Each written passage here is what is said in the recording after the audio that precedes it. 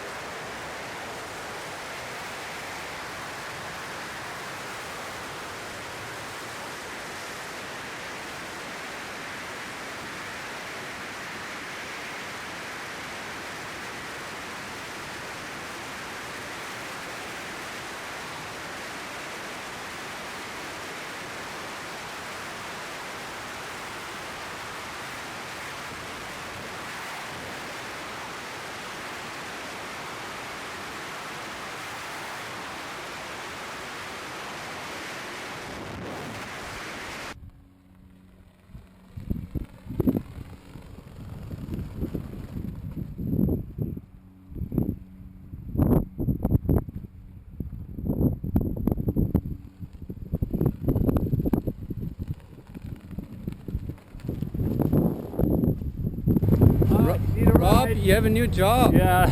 You have to transport Christy frickin' personally. Only her. She gets her personal ride. Okay, I'm gonna join. So how was Canadian tea and the randoms? How was Canadian tea and the randoms with you? Good. With your new peace partner. Excellent. So we're working it all out, one jump at a time. All right. That tunnel cap certainly helped a little. Let's look at it.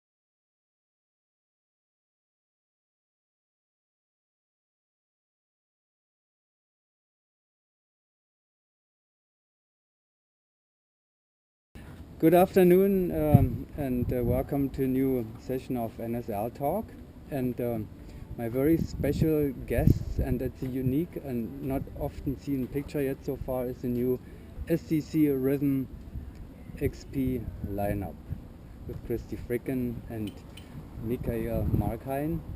Thanks for taking the time. We are actually in the middle of the training.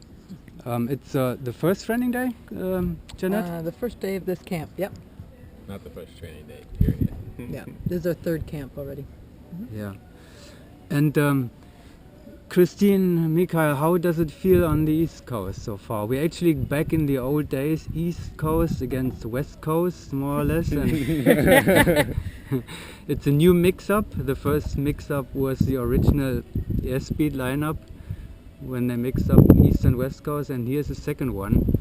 And you both live on the West Coast, Christy? Yep, I'm still in Paris, California, doing the commute. So far, so good. Yeah. Zipping back and forth, Christy, you're in a new slot.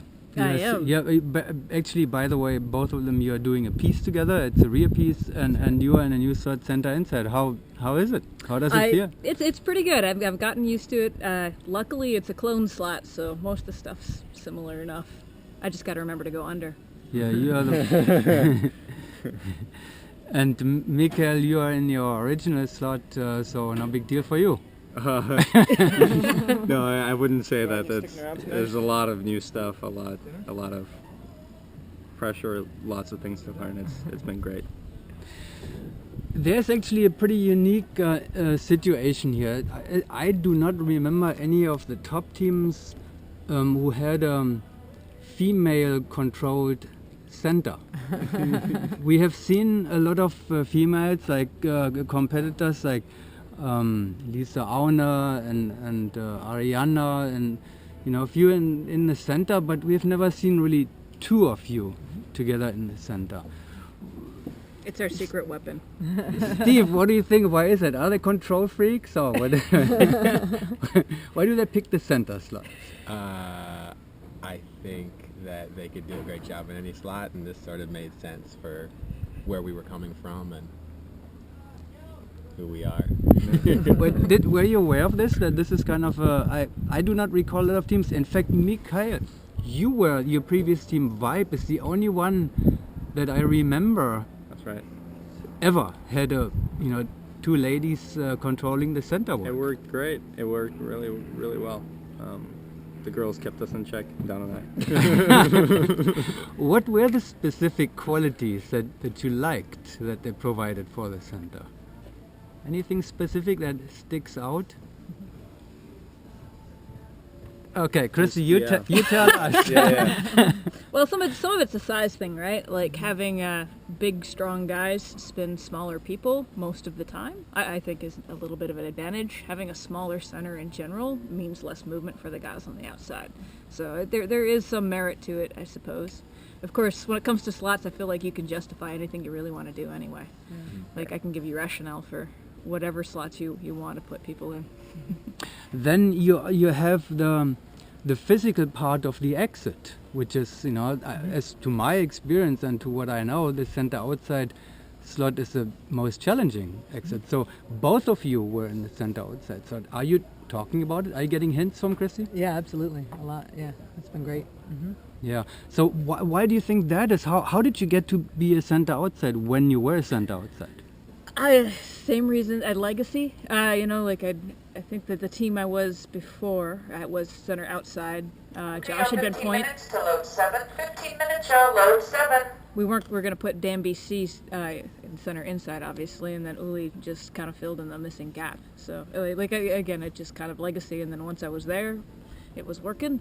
And so the coach BC just said, you center outside, and then you had to go. Yeah, I don't think it was quite that direct. I mean, we talked about it, but again, Josh had done point, and I'd done outside center, so Dan was not about to give up the inside center slot, and that just made sense that way.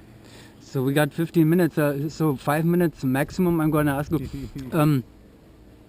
I had one more question, Janet, specifically. You are preparing actually the Midwest Skydiving League at the moment, and you had a very interesting questionnaire that you put out, and you got immense feedback. Yeah. So what did you hear back from the people there? I got a lot of great feedback, and I'm excited about the NSL this season.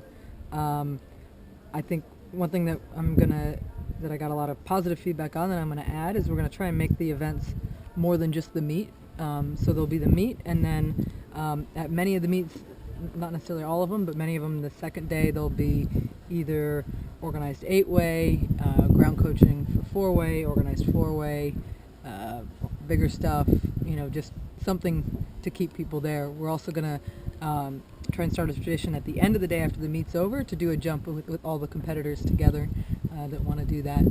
So a big competition, kind of big way to bring everyone together.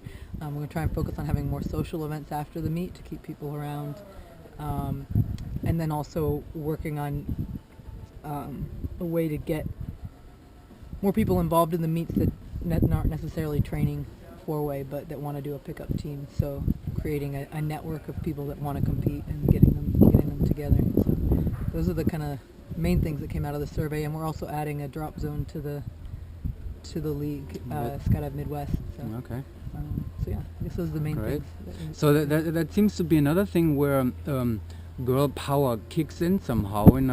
Jeanette, big part of organizing, administrating the rhythm project, if you can say so.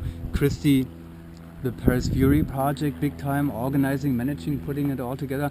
Are you taking the kind of a similar role here too, like moving forward in? Well, I think each team is different. We have different strengths and personalities on this team, and I think there's 4 people who are very good at organization. So this is it's great, right? Like no one person has to necessarily spearhead it. We're all comfortable passing it off to each other. Yeah, and it's a lot of work anyway. I mean, the rhythm project has become pretty big. Steve, give us an idea of the magnitude where you are with that rhythm project. We're quite busy with lots of different things going on, including tunnel camps about once a month, if not more than once a month. We've got a player coach 8-way team in the works, maybe 2 or 3 4-way team, player coach 4-way teams. Of course, the competition team. Jeanette and Christy are organizing women's state record for Illinois. Oh, so you're working together already on that, all right? Team for a day, other invitationals. So it's always expanding and trying to give opportunities for people at all different levels and different sizes of sort of FS interest and opportunity. So back to what you're actually doing, 4-way competition. Have you done the Valentine's meet draw yet? No, we haven't actually done a draw yet. We feel like we've got a lot of time for our goals for this lineup, and so what we did is we sat down as a team and we talked about kind of how do we want to attack things, and right now we're being very focused and very disciplined about what we're trying to get after. So right now a meet draw isn't really on that list for us. And you have enough. 10 minutes to load 7. 10 minutes. And Load 7. And you have enough competition coming up anyway with the Paraclete XP Outdoor Championship and then the World Challenge after that with traveling. So we don't have to wait too long for the first rhythm scores. Any comments on the S-Speed scores at the Valentine's meet yet? Anybody puts a head out here? No? Yes? Are you impressed, scared, happy? No comments. Indifferent. All right, go back and train so you can show us some good scores. Thank you very much, guys, and we're on a 10-minute call, right? Yeah, thanks for coming down, Kurt. Thank you.